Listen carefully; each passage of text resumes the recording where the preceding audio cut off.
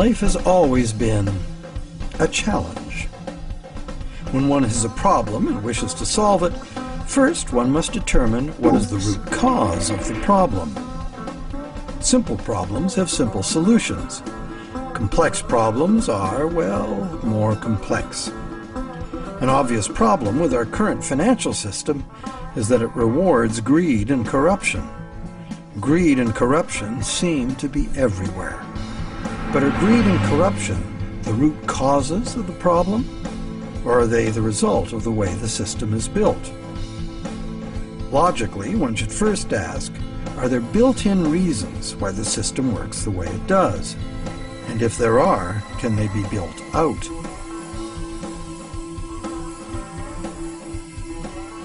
Some say the basic reason the system is unstable and leads inevitably to corruption is the charging of interest. As explained earlier in this series, in our current bank credit as money system, the principal amount of a bank loan is simply created from the borrower's promise to pay back the principal plus interest in money. But the money to pay the interest is not created. The obvious but untrue conclusion is that it would therefore be mathematically impossible to pay off all debts. Many who call for money reform call for the abolition of interest as the solution to the problem. But is interest really the problem? Yes, there would be a serious mathematical shortage if all loans were concurrent and had to be paid back in one lump sum. That problem might apply to gangland loans and sometimes to farm loans, but that's not how the banking system works in general. Bank loans usually get paid back in a series of payments over a period of time, and for good reason. Money is both a stock, the amount in existence at any one time, and a flow, the transactions over time that the money is used for. Flow works like this. If I, the rich guy, lend you $1 and that was the only dollar in existence, the stock, could you pay me back $100? Well, if it had to be paid in one lump sum, no. That other $99, the interest on the loan, would be impossible to pay. It would be impossible to pay even in $2 payments, because there is only $1 in existence. But if I let you pay me the $100 in $1 payments, magic happens. In fact, in $1 payments, you could pay me back any amount of interest if you lived long enough. The only condition required to make full payment of a $100 debt with only $1 in existence is that I give you the opportunity to earn or otherwise get that dollar back each time you pay it to me. This is the flow. And by means of the flow, the same dollar can be paid any number of times and becomes effectively many dollars, all legitimately representing the work done to earn them. It is always the work, the real value, that pays the debt and gives the dollar its value, not the dollar itself. The relationship in our example is dreadfully unequal because the man with the money has enslaved the man without it, just like the real world, some would say. But a simple loan at interest need not produce a shortage of money or cause unpayable debt if flow is 100%, as in our example. Flow is the real measure of economic activity. It's much more significant than the stock in a money system, as it multiplies the effective money in circulation. Given that today we use an exclusively debt money system, what is flowing in all these transactions is credit or promises to pay money. This credit is ultimately nothing more than the promises of borrowers to pay this credit back, usually according to a time schedule and usually with interest added. To pay this credit back, most of us will have to work and earn it by being productive. So, therefore, the real value of the money that flows in our economy today is created by our promises of future productive work. We take a loan in order to have something now rather than later. We agree to pay interest on into the future, thus reducing our future spending power, often by more than the amount of the original loan. However, with an understanding of flow, we see that there's no intractable arithmetic problem with the charging of interest. The problem is a social and systemic one. Lenders have neither obligation nor incentive to spend all their interest income so that the borrowers can earn it again and again. In fact, money lent once into existence is lent as existing money a second and a third time in expectation of more gain. The problem is basically one of incomplete recycling, where money needs to be spent, earned, and used to extinguish the debt that created it. It is instead lent or invested for gain. In other words, money that must be extinguished is instead expected to grow forever.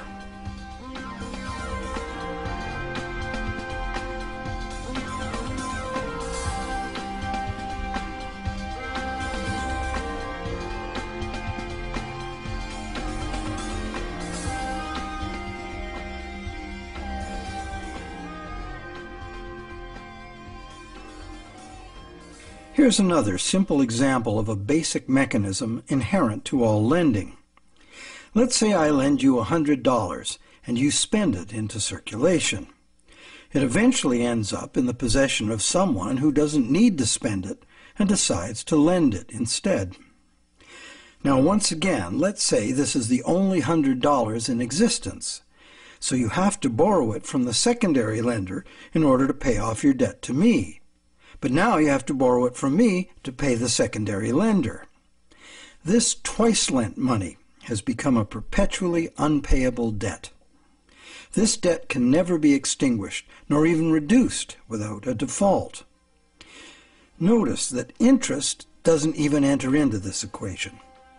The problem of perpetual debt remains, interest or no.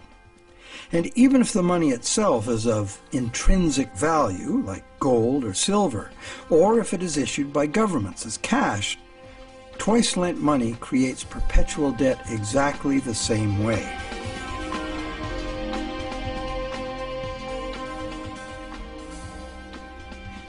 When the same money is lent at interest, several times simultaneously, not only is the debt perpetual, society as a whole is paying moneylenders multiples of the interest rate for the use of the same money. There's an expectation that existing money should increase indefinitely by being lent at interest. But this requires us to mentally divorce the money from the debt from which it came. However, the reality is, every dollar created today has a scheduled appointment to be extinguished as a principal payment on the loan that created it. And that's why debt money can't be separated from the debt that created it. It's like a yo-yo spun out into circulation in the economy for a while and then pulled back in at the appointed time. In order for the yo-yo to be free to return, all of the debt money needed to extinguish the debt has to be available to be earned. The flow must be complete. Can't we just pay off these debts with other money? But what would other money be? Today, the amount of physical cash and coin in circulation is very small. Almost all money is bank credit, debt money. So if almost all money comes into existence the same way, then it's valid to picture each debt money dollar as having its own cycle from creation to destruction. So, the question, can we pay off debts with other money? No, there is no other money, as all of it is similarly committed to debt in one form or another. Therefore, the only way to ensure current payments can be made is to constantly increase the total amount of money in the system. But more money in a debt money system means more debt, so the debt hole in reality just deepens. Since debt is money in this system, it creates the fantasy of wealth for a while, but fantasies must come to an end. The day of reckoning can be pushed back, but only by passing the debt on to generations yet unborn, which is precisely what we are doing now. Government debt piles up endlessly. Corporate debt piles up, consumer debt too. As long as total debt keeps increasing, the system can stay ahead of the debt monster. But all of this debt is an absurd fantasy that our descendants will surely never repay. Nor would they be advised to, as repayment of debt would eliminate the money stock and plunge the world into a depression. Once real growth levels off, due to the inherent limits of human productivity or the limited resources of a finite planet, this growth-dependent money system can only resolve its impossible arithmetic in a destruction of value. This can either happen through a deflationary spiral of credit defaults and falling prices, or by the devaluation of the money unit. Taken to extremes, either course of events will destroy an economy and even a civilization.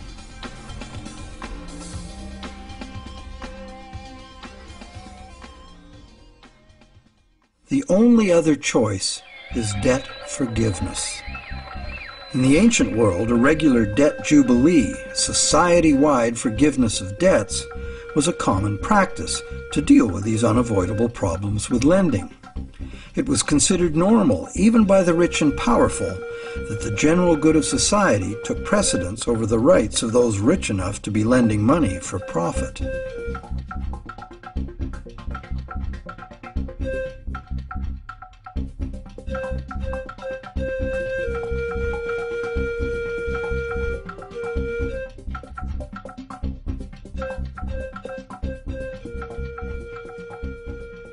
Some say that the money system's problems would be solved if we returned to using gold for money, or silver, or some other limited or hard commodity like oil or energy in general.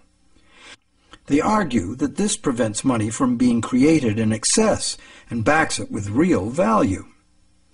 However, it also makes those who actually possess the selected physical substance the only ones with real money. Everyone else would only have a claim on real money.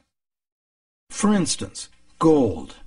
How would we ever transition back to an honest gold economy with a natural distribution of gold among the population? That's long gone. And why would we want to do that? The gold-based money system is our past. It's how we got to where we are today. Gold is inconvenient, even more so as a barrel of oil.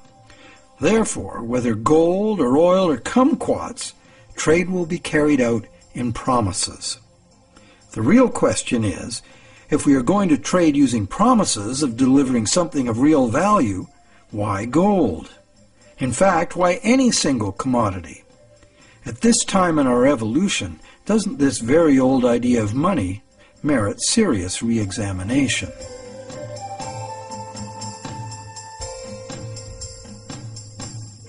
It can be argued that our current elastic debt money is backed by real value, every bit as meaningfully as gold. That's because money, most of which is created as mortgages, represents the value of the assets pledged as collateral. So is bank credit money actually a claim on the real estate pledged to create it? Not directly. Bank credit money can be a claim on anything. Now, anything includes the real estate pledged as collateral, so it can be a claim on the real estate that was pledged to create it. So how is a promise of real estate any less valid than a promise of gold? Both gold and real estate can change value relative to other commodities. Neither is a permanent standard.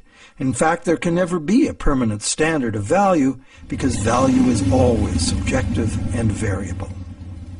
So it would seem that the crucial difference between a claim on gold and bank credit is that bank credit is not a claim on any specific real thing, while the promise of gold is. The promise of gold has to be a promise of a specific amount of a specific real thing from a specific promiser. Isn't that the essential reason why many people would consider a promise of gold the better promise? But that is only true if the promise is reliable and what is delivered is really gold.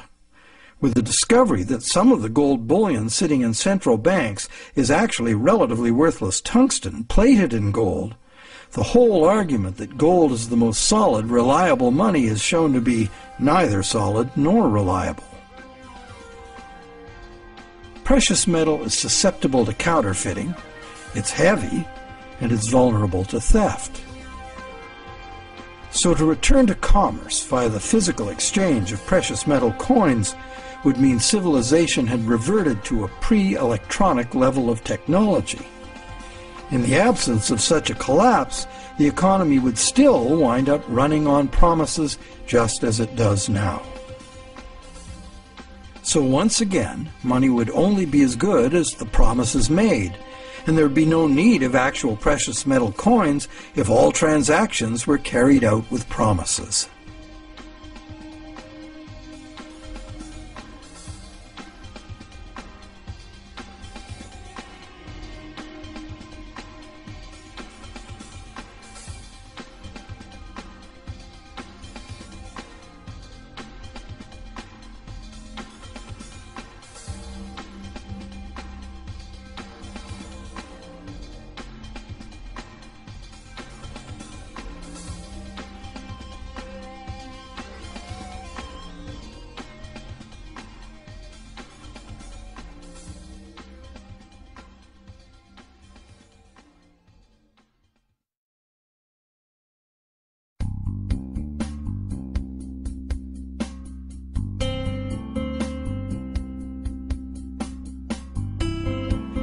The fundamental question is, what does the need for money to enable trade have to do with the amount of some shiny metal there is, or the amount of any single natural resource or commodity, or real estate for that matter? Where is there any meaningful relationship between the functional need for money and any of these things? To answer that question, let's go back in time and find out when money started and why it became what it is today. We know that Stone Age people had money. In the Stone Age, before writing was invented, money had to be a portable object of value, because that was the only technology available. That's why rare shells and stones, from which jewelry could be made, were ideal as money. A rough standard of value for these money objects developed over large areas, enabling extensive networks of indirect trading. This way, people could obtain specialty items not available in their own environment, and look good doing it. The popular concept of jewelry as a store of value has continued to this day. In later agricultural civilizations, cattle were often the standard value objects for large transactions, and salt for small ones. Salt was rare in those days and valuable. Roman soldiers were paid in salt, thus the term salary, meaning payment for services. With the invention of writing, trade in other commodities could be carried out using promises of cattle and salt. The cattle and salt weren't necessarily what was finally delivered. They were just commonly understood units of value in which the real trade goods could be conveniently priced. Written credits were expressed in these two common units, although they represented a variety of real goods and services. This form of money was ideal for local economies, where traders were known to each other and pledges could be collected upon.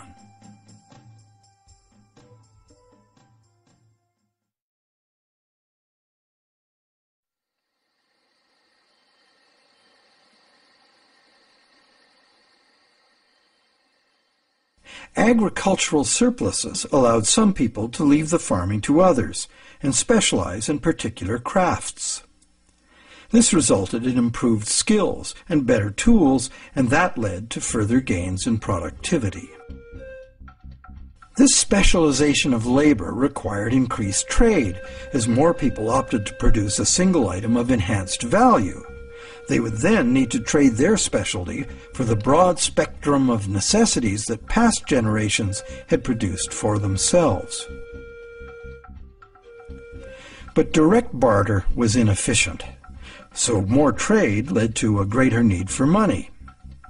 Over many centuries, various forms of money were tried. Eventually, gold and silver coins proved to be the most useful money objects because they were conveniently portable and similarly valued across large areas of the civilized world. They were also easily standardized for weight and purity, and did not require enforcement of value by some authority, nor redemption in goods from someone far away. Thus, for very good reasons, gold and silver became the universally successful international currencies, accepted as final payment of debt almost everywhere.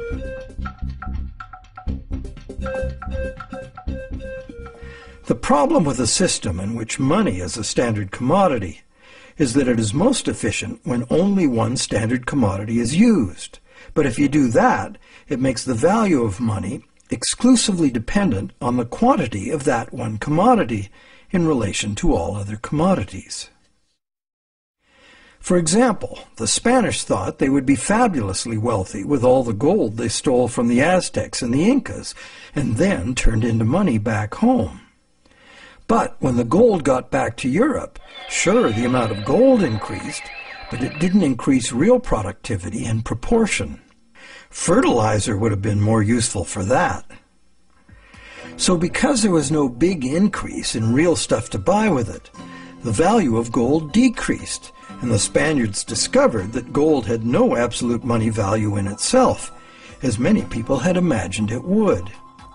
Its value was determined by its abundance relative to the value of real goods and services to be bought. Yet many continue to argue that the value of gold, a luxury item of no practical use to most people, should be the measure of value for all the real goods and services essential to our lives. While some campaign for a return to gold, others mistakenly believe that today's money still does represent gold held in a vault somewhere. That hasn't been true for decades. In our current money system, we use national fiat currencies and bank promises to pay in national currencies as the standard commodity instead of gold. National currencies used to be promises to pay in gold or silver, but way more promises were made than could be honored, so that system fell apart. Today, national currency is just legally enforced money, what they call fiat money. That is, it's money you have to accept because the government says so. To many, this government fiat money is just worthless paper. But is it really? We can pay our taxes with it, and governments, especially local ones, provide essential services paid for with those taxes, like roads, schools, hospitals, libraries, police, and military. So government fiat money isn't worthless at all. Now, it is true that consumers of government services have no individual free market choice as to what their tax money is spent on and what services they receive. In fact, many taxpayers may not want those services. So therefore, this money can rightly be accused of being monopolistic, coercive, and socialist. But government is coercive, monopolistic, and socialist by nature, isn't it? What else should it be? Government in a democracy or a republic is ideally a single authority, empowered by society to enforce laws agreed upon by society for its own collective benefit. In a free market economy, government must provide the level playing field of law within which the free market can function. And it also has to provide the referees to enforce the rules of the game. Those who are nostalgic for the freedom of the frontier should recall that the first thing early settlers usually did was elect a sheriff and build a jail and collect taxes to pay for both, for good reason. So government fiat money isn't inherently worthless by nature. Governments at all levels offer vital services in exchange for it. It only becomes worthless when government creates too much of it, which it often does, and for the worst reasons. While many reformers are fixated on the differences between gold and fiat currency, what's more important is the essential similarity. Being single, uniform commodities, gold, silver, national currencies, and bank credit all share the characteristic common to monies for millennia past. The more money there is, relative to the real things available to buy, the less the money unit is worth.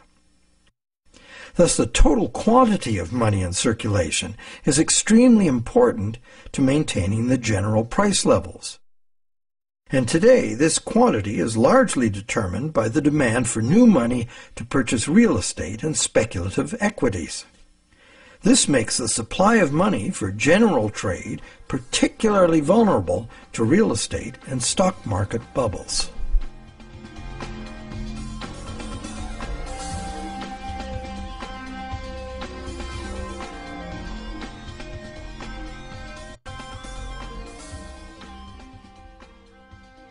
Perhaps the most significant problem with money as a single commodity is its tendency to concentrate wealth.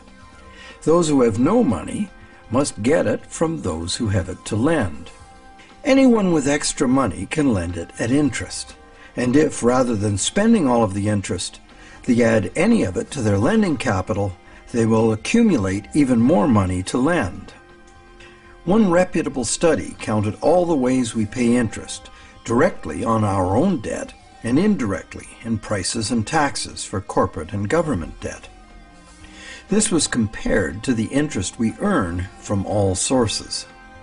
This study found that only the richest 10% come out ahead. The next 10% do little better than break even, and the remaining 80% pay more than they receive, the poorest losing out the most. Now, in our current bank credit system, money is created as debt to banks.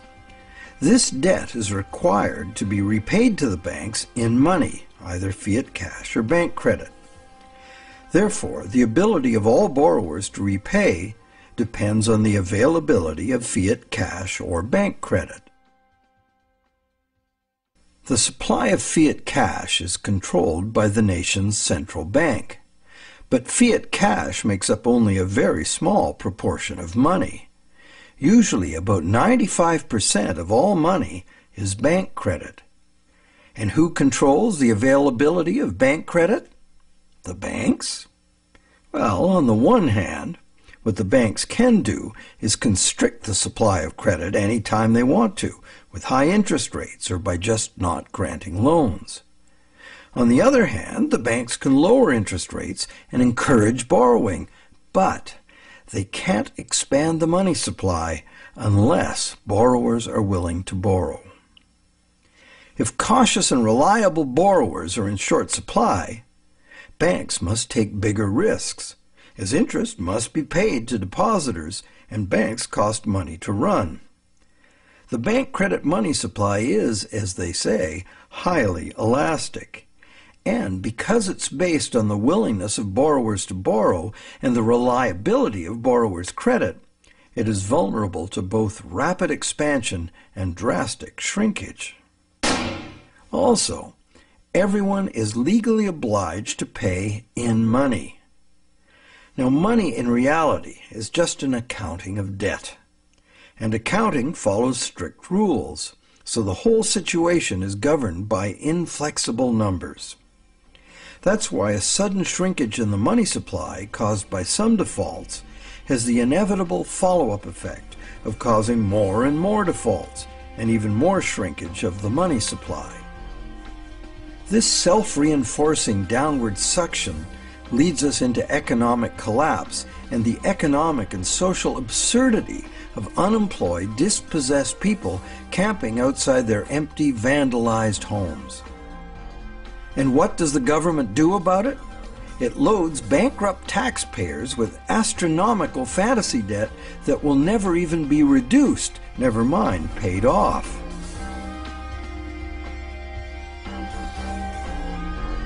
All this is done to fill up the negative balance sheets of the banks with money the banks never had in the first place.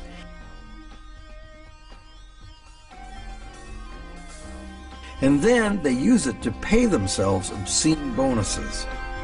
Life is good for those who know how to play the system.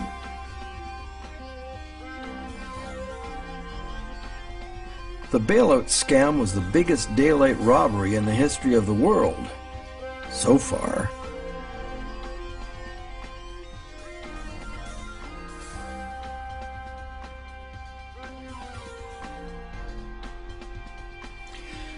All of these tendencies of the money as commodity system are features of the system itself.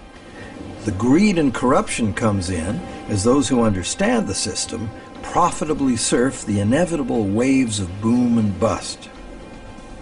Those who understand the system know what's coming and even precipitate it when the time is ripe for them to take advantage of disastrous mass events for their personal and political gain.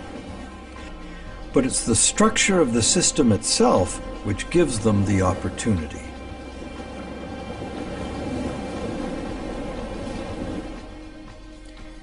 And they have taken this opportunity over and over again since ancient times. People complain of the injustice, blame each other, blame the left or the right or whoever the scapegoat of choice is. But they never really catch on to the reasons this keeps happening. That's because most of us shy away from trying to understand the true nature of money and of freedom. The basis of freedom is essentially the freedom to exchange goods, services, ideas.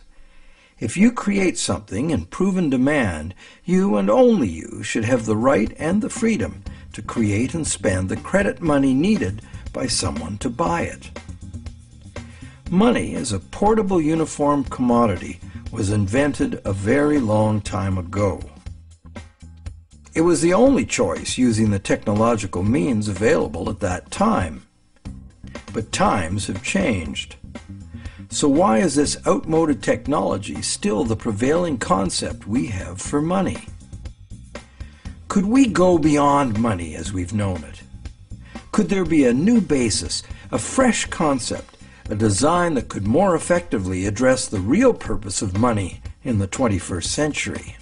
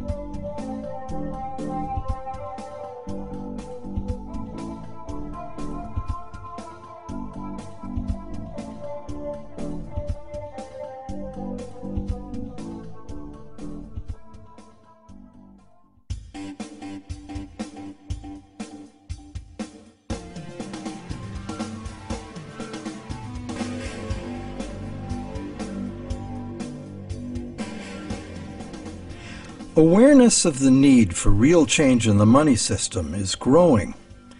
But what direction to take? What exactly is the problem, and how can it be solved? The safest and only real choice, many people argue, is to return to gold, or a gold standard, because this worked for millennia in the past. But gold itself is impractical for transactions in the modern world. It was impractical centuries ago, which is why the promise to pay gold system developed. And so it is certain that, in practice, transactions would be conducted in promises to pay gold, not gold itself. Thus, the promises to pay gold money will only be as reliable as the promises. So in reality, it isn't the gold that makes the system work, it's the reliability of promises. Would they be reliable promises? Maybe. But what we would be using as money would be like the old goldsmith's promises, made in the knowledge that only rarely does anyone ever ask for real gold. This was the problem with the goldsmith situation. The real gold was seldom claimed, allowing fraudulent promises of gold to be made and used as money. Why would history not repeat itself if all the same elements remained in place? Another thing. What most people say they like about the gold system is that promise of gold money is a promise of a specific amount of real value. Now this is an odd idea, given that the vast majority of us have no use for gold, so how much real value can it have for us? Wouldn't a promise redeemable in food, clothing, or shelter be much more real? People also like the idea that gold is just gold, doesn't need a government to create it. However, it does need miners. In a gold money system, mining discoveries, jewelry making, industrial use, hoarding, and counterfeit bars of gold-plated tungsten would all influence the money stock. What on earth does any of that have to do with the need for money for trade? Lastly, gold as money is a single uniform commodity, manifesting all the inherent mathematical defects of lending demonstrated in part 1 of this movie. Being a coin with intrinsic value doesn't make any difference. A lot of gold and silver's appeal comes from a belief in an oversimplified version of history. People assume that coins were invented to standardize the inherent value of the metal they contain. This is true, but right from the beginning, some of the earliest coins were created based on a diametrically opposed idea. This was done because the rulers at that time foresaw the inevitable negative consequences of using limited supplies of precious metals as money. Therefore, they chose to avoid that route. Instead of precious metals, these rulers struck coins of iron or copper and defined their value by decree. What's more, these coins by decree were heated and dipped in vinegar, so the metal they contained would have no intrinsic value. These coins were in fact the original and true fiat money. They were merely tokens of value, money created by law and enforced by the ruler's authority.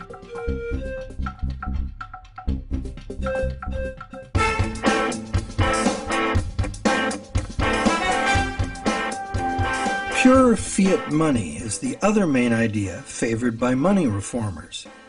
They would restore fiat money to its true status as a national government monopoly on money creation. This current of money reform, in stark contrast to the gold advocates, insists that true money is fiat money by authority of the state.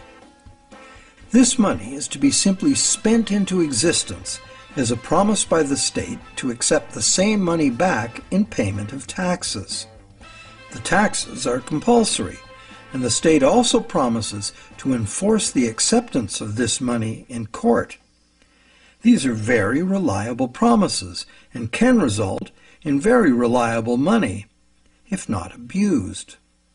The problem these fiat money reformers have with the current system is that government has given away this power to private bankers and is now borrowing at interest money it could create itself with a few keystrokes, just like the banks do. This results in a massive unpayable national debt on which interest will forever be paid. This ever-growing national debt expands the money supply when new money is created by the central bank to buy more government debt. And the interest burden, passed on through taxes, adds to the cost of almost everything we buy, one way or another. In contrast to money being created as national debt, fiat money, simply spent into existence, would save the taxpayers immense sums of interest. It would free future generations from impossible debt, and it would forestall the tendency to inflation because the money supply would not grow forever with the national debt, as there would be no national debt. In the fiat money system, taking fiat money out of circulation by means of taxes preserves or restores the value of the remaining money in circulation. Not taxing it back sufficiently would devalue it. Understanding the proper use of government fiat money is a revelation. If you can charge prices or taxes for something in the future, you can issue that much new money now, because it is your valuable services to others and the reliability of your promises that create the real value of any money. The government can honor its promises to accept its money back in taxes, and it will make your debtors pay you in government fiat money if you take them to court. These are good reasons why government-issued money works now, and why it would work if governments just self-issued this credit instead of borrowing it from banks. But in this pure fiat money system, the money supply must still be determined by central authority. Therefore, the money supply is still limited, monopolistic, and managed from above. They have the power to create money, and you have to get the money from them. They also have the power to create way too much money and spend it on wars and other unproductive activities without the approval of those whose productivity gives that money its value. In the current system, these inflationary debts are now beyond absurd, threatening to crash the entire system and drag the whole world into chaos. To save themselves, governments are now laying impossible claims upon the productivity of generations yet unborn, a truly hopeless cause given the overall world situation. Witnessing government performance to date, many people believe that returning the full power to create money to corrupt, incompetent politicians would not only fail to solve our problems, it would be the height of insanity. It would really all depend on the quality of the people in government. Fiat money reformers believe there would have to be a substantial revolution in government to wrest this power back from the banks. Therefore, they believe it would be reasonable to expect that honest and competent people with a sincere concern for the public good would be in charge. But, good guys or bad, we would still be dependent on some distant someone else to maintain the value of our money. And they would have 1,000 pressures and temptations to enrich themselves by not doing so. And like gold as money, government fiat money is a single uniform commodity, manifesting all the inherent mathematical defects of lending at interest and twice lent money. Once the government creates the fiat money, and it goes into the banking system to be lent at interest, the problems created in the current system will continue as before. So, this pure fiat money idea might be very useful in rescuing governments from their own hopeless financial positions, and it is a limited example of the self-issued credit principle being advocated here. But pure fiat money would not address the root problems inherent in the math of lending, unless the principle were expanded beyond government. Advocates of pure fiat money like to claim it is money created by law, as if it were independent of economics. But if new fiat money were just spent into existence year after year without being removed from circulation as taxes, it would become worthless. What these fiat reformers tend to ignore when quoting history is that in ancient money-created-by-law systems, the prices of critical commodities were also dictated by law. In fact, the value of money was defined by the ruler as so much of a certain commodity. Charge more or less for the designated commodities and it could be off with your head.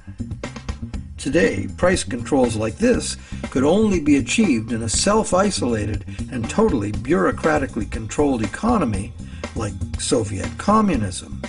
In a free market global economy, money created by law is bound by the same laws of supply and demand as any other single uniform commodity money. In other words, pure fiat money in a free market is an illusion. There's no such thing.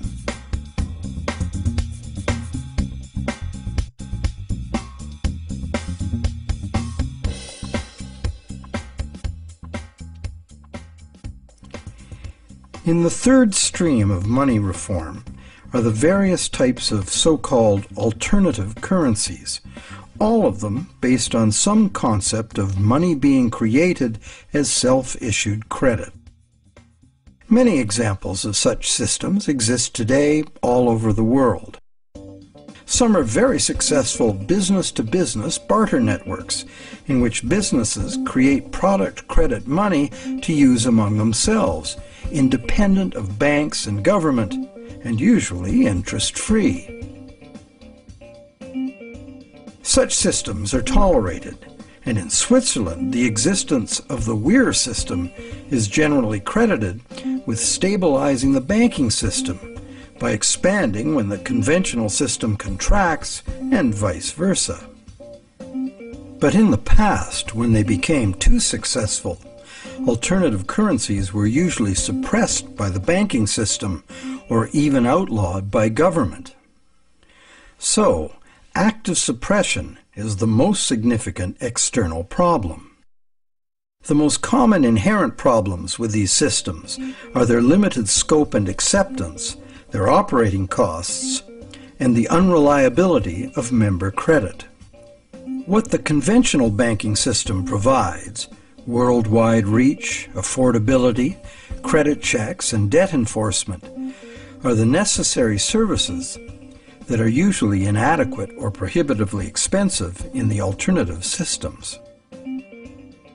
Once the small group of idealistic and honest originators are joined by members exhibiting the full range of human behavior, alternative systems discover they must deal with cheaters. Some are deliberate cheaters, others just not too conscientious about their debts. And at the opposite end of the spectrum are the hyper-conscientious people who won't issue credit because they are afraid they won't be able to fulfill it. A self-issued credit system cannot work if the members are afraid of issuing credit.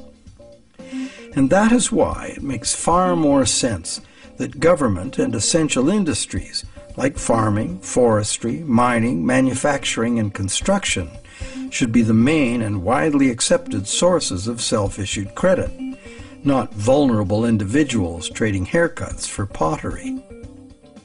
However, we are talking about creating a truly liberated system of exchange.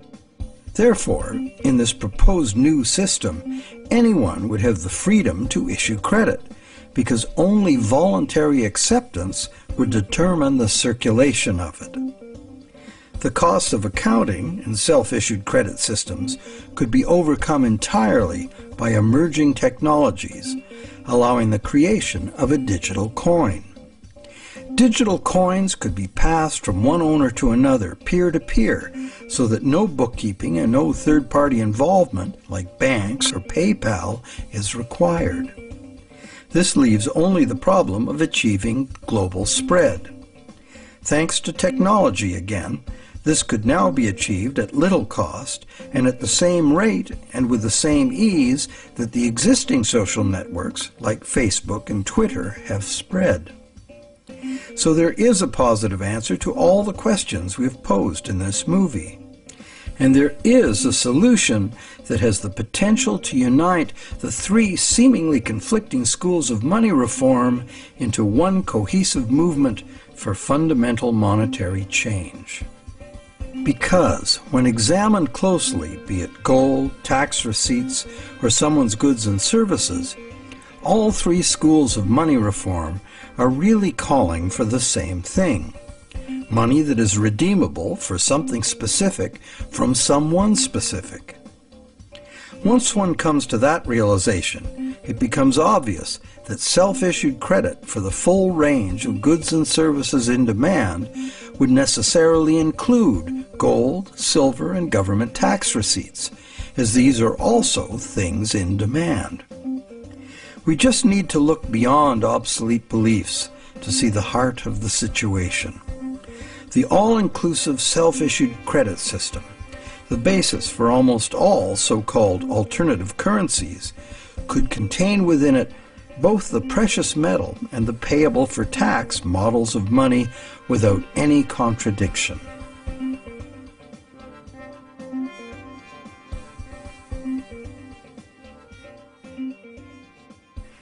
Money has both religious and social histories that are fascinating and go well beyond just the need for trade. But for our practical purposes in this presentation, money is the invention that overcame the limitations of direct barter. Money is, therefore, a technology, a way to solve a problem. Most of us would agree that we have a problem with our money system. This is no surprise once we realize the current system was designed by bankers in their own interest, and governments wanting to pump out artificial money to wage war and pay for it with the hidden form of taxation called inflation. It was not a well-thought-out project of mathematicians and engineers seeking to create a money system for the general benefit of humankind. There are now many people, including mathematicians, engineers, and even cartoonists, trying to rethink money as the need to do so becomes obvious. In this presentation, we've proposed that we return as close to direct barter as we can, because doing so would anchor the money system directly to the real-world things we want to exchange. The destructive flights of fantasy money that have brought the current system to its breaking point would not be possible. Self-issued credit is not a new idea. It is, in fact, an idea as old as numbers and written record-keeping. That is very old. However, only with our new technologies can it finally achieve its full potential as an international medium of exchange. And this transformation is already underway. Extensive electronic barter networks, some with their own currencies, exist among businesses right now. These could grow into a new global money system. In Canada, Canadian Tire money has been a self-issued credit for goods currency for decades. This money is redeemable for merchandise at Canadian Tire stores only, but is widely exchanged as payment by third parties because almost everyone eventually buys something at Canadian Tire. Like air miles and other bonus point systems, it is only a customer reward program at present. But anything that can serve the purpose of money can be money. Private enterprise self-issued credit money already exists in several forms all over the world, and more private enterprises are going in this direction. Money becomes money by acceptance. So one could say the path to freedom lies before us if we can only accept new and broader ideas of what money is.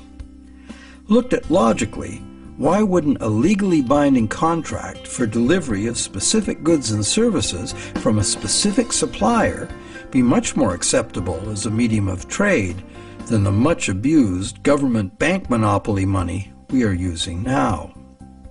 And does it not seem natural and logical that the source of money should be the same as the source of real wealth, the productive members of society?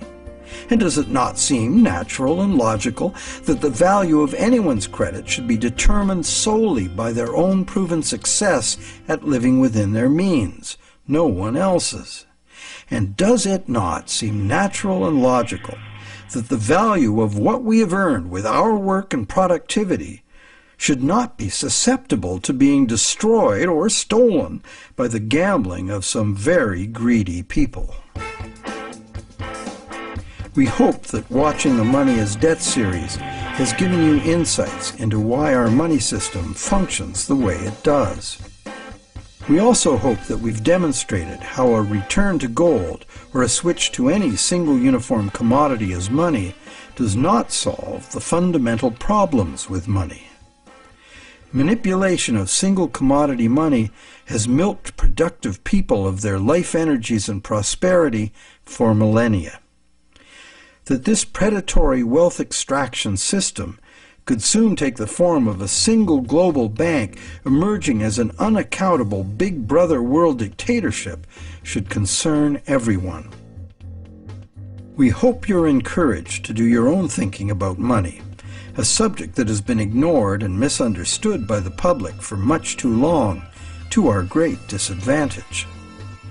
And, not to criticize without offering an alternative, we have, in this final movie of the series, offered a comprehensive and detailed picture of how a radically new economic system might work if interest-bearing product vouchers were the medium of exchange, thus eliminating money as a commodity in itself. Instead, money would be a global measurement unit like minutes, meters, and tons. The existing physical situation on this planet is not sustainable, and the number one technical obstacle to doing anything serious about it is the current growth-addicted money system, which is itself unsustainable. The crisis is upon us. If you'd rather think about solutions than despair about the problems, think about taking back our money power with self-issued credit. Join with others who realize the need for radical change and spread this knowledge and understanding as fast and as far as you can. The masses of people must take upon themselves the responsibility to wake up, realize our power, and create something better.